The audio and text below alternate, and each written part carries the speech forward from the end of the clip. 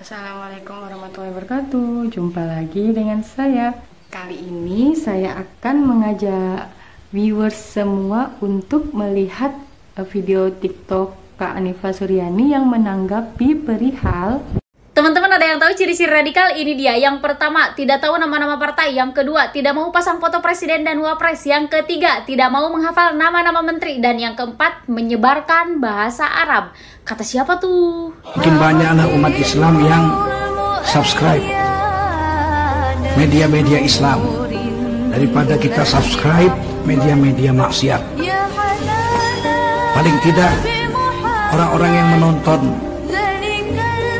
acara-acara agama hatinya berubah jadi lembut, mendapat hidayah dan semua pahalanya untuk orang-orang yang menyebar. Perihal pernyataan dari Ibu Ningtyas yang menyebutkan ciri-ciri dari radikalisme. Dia kan pengamat intelijen. Yuk, mari kita melihat tanggapan dari TikToker cantik Kak Anifa.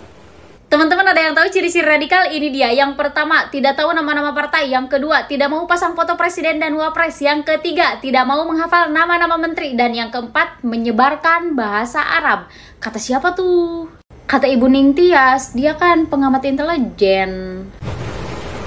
Wah, kali ini kita melihat pernyataan dari seorang pengamat intelijen negara ini yang menyebutkan ciri-ciri radikalisme. Salah satunya mempelajari bahasa Arab. Lah, bagaimana dengan saya ini ya? Jika beliau melihat tampilan saya seperti ini, dan saya juga mempelajari bahasa Arab di bangku SMA selama 3 tahun, apakah saya juga dibilang teroris dan radikalisme? Kalau narasinya amatiran gitu, gue juga bisa kali ya jadi pengamat intelijen. Iya lupa Bu, saya kan udah hafal nama-nama partai, udah mau pasang foto Pak Presiden, udah tahu nama-nama menteri, dan gak bisa bahasa Arab, paling cuma bisa bahlul ente doang. Gimana? Berarti saya udah nasionalis ya, udah nggak radikalis lagi? Atau jangan-jangan pemikiran ibu lagi nih yang radikal sama agama Islam nih, ya kan?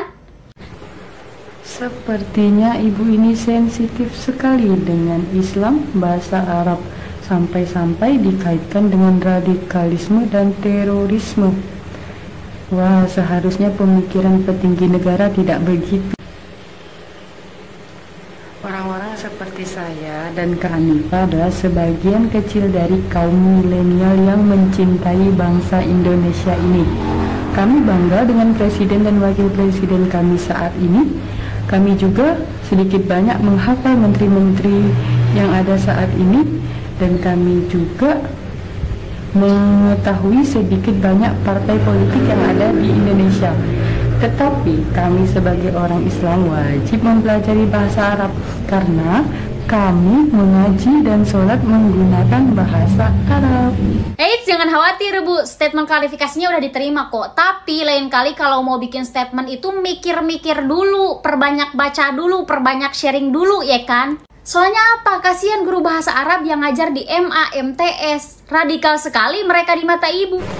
Sampai di sini dulu ya teman-teman semua. Salam sehat untuk kalian semua. Semoga kita selalu dalam lindungan Allah. Sampai jumpa lagi di video selanjutnya. Dah. Assalamualaikum warahmatullahi wabarakatuh.